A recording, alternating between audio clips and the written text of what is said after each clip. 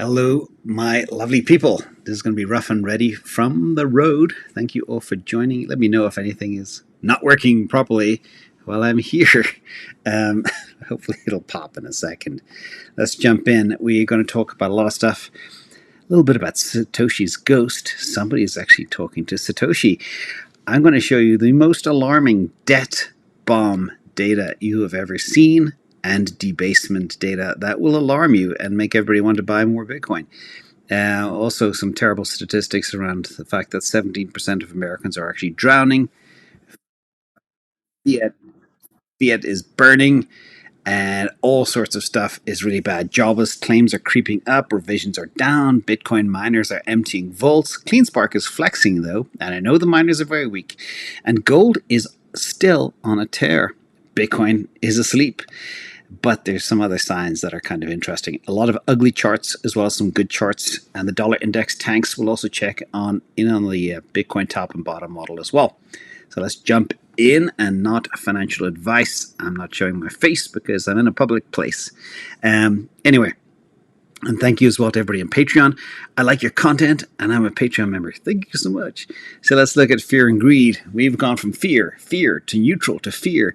The neutral last week was very short-lived, and now the world is afraid again, but deeply afraid. We're at 26, and remember, well, 26 was last month. We're at 37 now, but 26 is typically a good time to run into a burning building, as we say. Let's get into the news first. Not that much news, but one thing that may alarm some Bitcoin maxis, and that is Franklin Templeton, who are the top asset manager and really embracing the crypto revolution.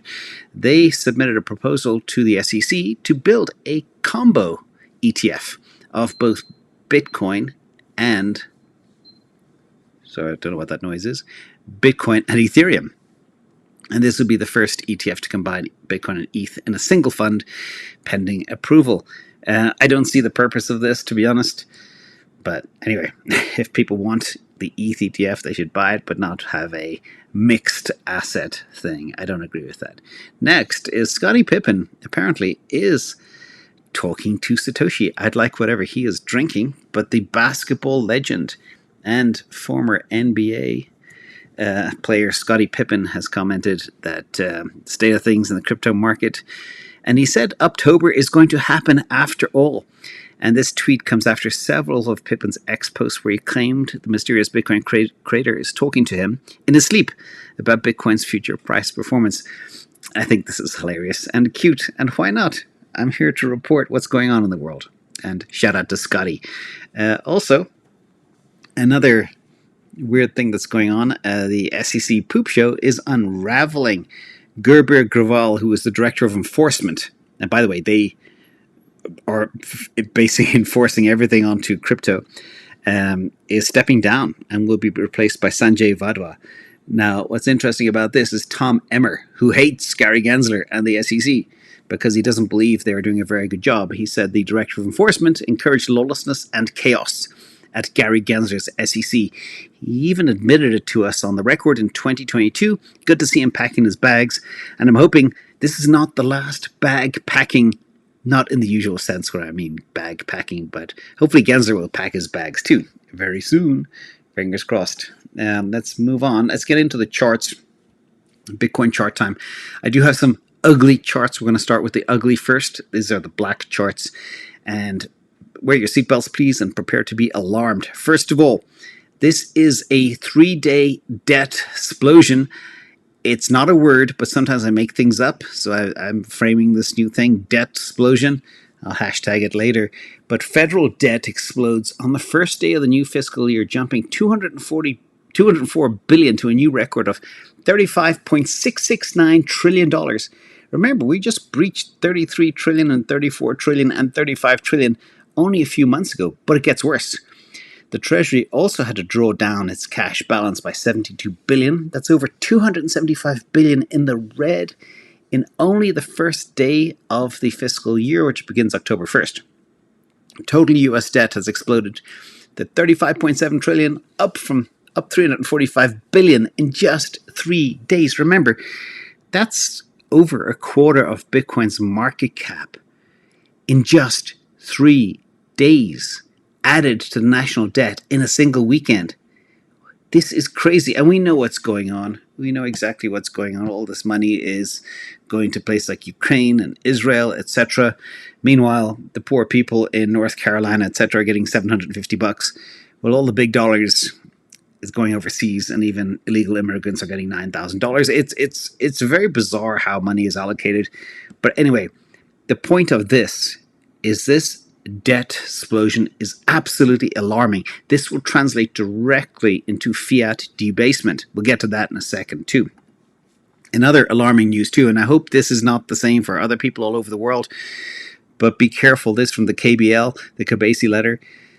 And a large number of consumers now are behind on their bills in the United States. 17% of consumers had unpaid bills at some point in 2023, and that is a new record. And a whopping 30% of people, lower income households with annual family income less than $25,000, did not pay all of their bills.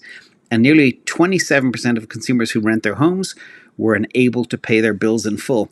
Notably, 11% of them did not pay for water, pay for gas, or electric bills. And remember, these things have all gone up dramatically. And how is this a soft landing? The retail consumer is getting hurt badly. The pain is extreme out there. So I hope everybody is hanging in there, but things are not pretty on the macro. Also, alarming fiat debasement. This chart is from River.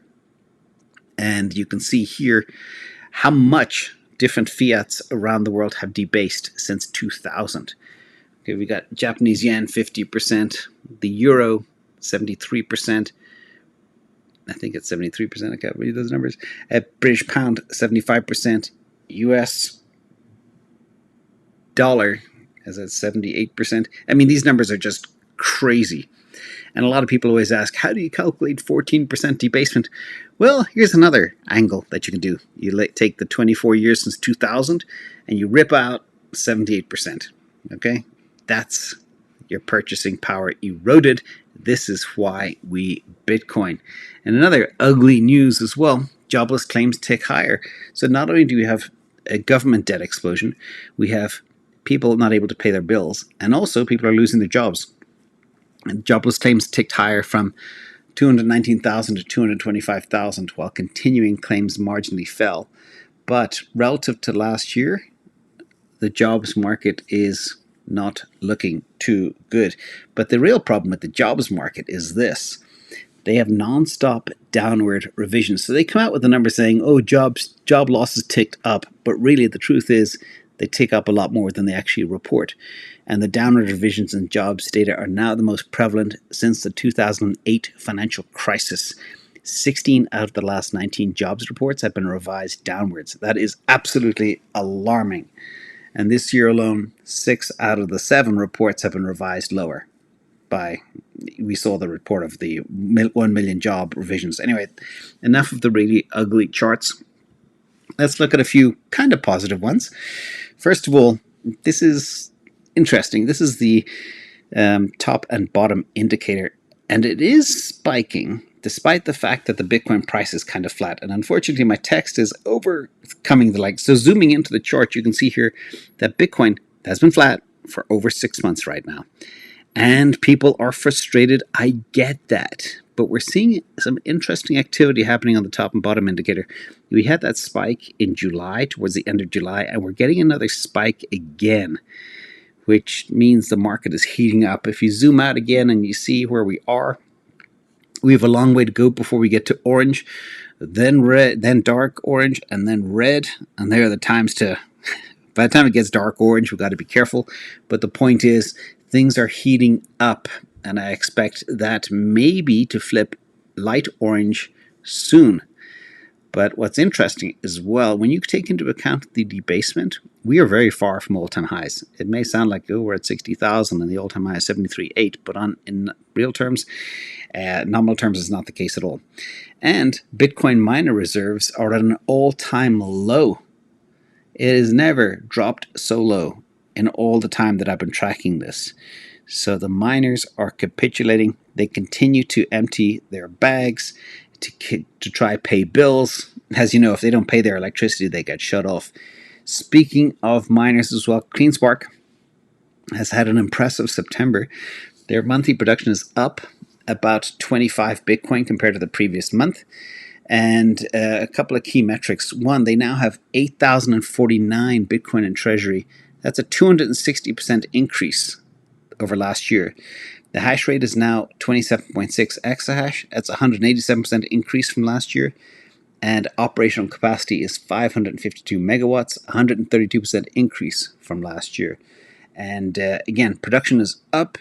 HODL is up. They've mined, I think, 7,098 Bitcoin so far this year. And they sold 2.5 Bitcoin in September. So they're hodling all of it basically, but they sold 2.5. And the fleet efficiency is 21.94 joules per terahash. So I know the miners are very weak right now, but still, according to my analysis, these guys are still the leanest and meanest. But remember, they're all probably not making profit because transaction fees are down on the Bitcoin network and hash is up. So they have to use an awful lot of power to squeeze out one Bitcoin, and that's impacting them all. And in addition, gold is on a relentless rally, and Bitcoin has been lagging. Gold has been lights out this year, but some people don't attribute it to monetary easing. The breakout is because the world is on edge. Everybody now realizes the world is a house of cards built on debt, and it's only a matter of time before gold maybe could trade with a 3 handle. That means up to 3,000 plus. The reason I share this is it reflects the macro situation in the world, the nerves about war, and the fact that central banks know they are not technically fungible. And the other good piece of news, this is from the Bitcoin layer, by the way. The other piece of good news, too, is that Bitcoin is still outperforming gold year to date, and it's lagging the performance. So it's only a matter of time before the penny drops where people realize Bitcoin is digital gold. And the DXY is breaking down. This is the other side of the stronger Chinese currency, the yuan. And it's where risk markets are deriving their upside impulse. And as the dollar weakens, the global financial conditions ease, more printing, and the dollar debt makes dollar strength more difficult to serve. Currently, the dollar is bordering on a more significant move lower, and we believe this is why markets are currently doing so well, because the underlying denominator is weak, and the threat of a stronger dollar has been minimized now that US rates are being lowered, and we'll talk about those rates right now. Now, this is the CME forecast, and December rates are probably down to 4% by December, which is literally only 2 months away. The data for next month, I think the next rate cut is 35 days away. The election is, 32 days away? It's interesting how they coincide, but rates are coming down fast because it's all very simple, ladies and gentlemen. This is exploding like we have never seen before. Actually, since C19, last time I blew up so much. It's incredible how much money printing, how much debt is assumption they're actually taking on. And that's why they have to cut the rates. And they have to cut them fast, and deficits are exploding too, which will drive the debt spiral and more money printing, etc. Another piece of macro news too, the curve is steepening. US Treasuries are steepening out. 2-year yields are falling below the 10 to demonstrate that future growth expectations are no longer in absolutely restrictive territory relative to the policy rate where it will be next year. And the yield curve uninverting is a clear sign that the Fed is going to face the reality that the policy is way too tight. And remember, the bond market never lies. And it's important to remember that inverted curves make it extremely difficult to do business.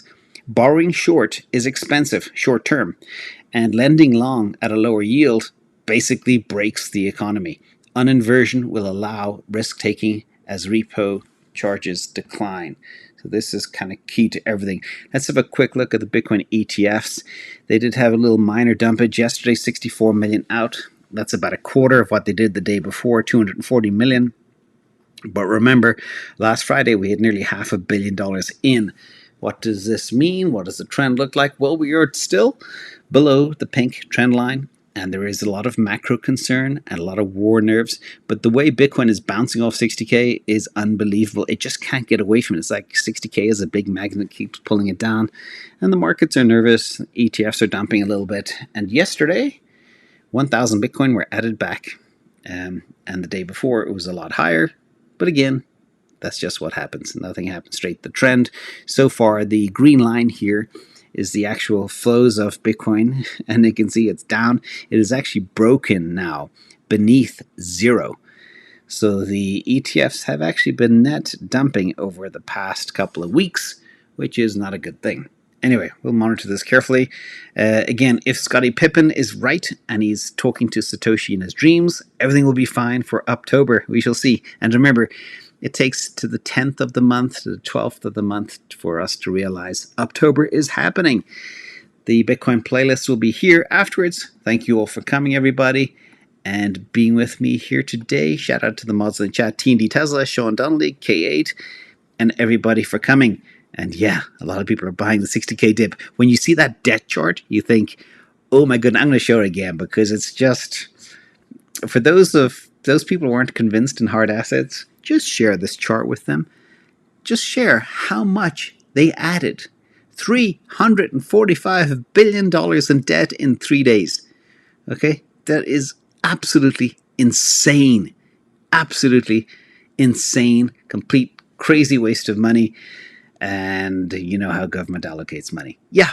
Thanks all for coming. Have a great day. Bye.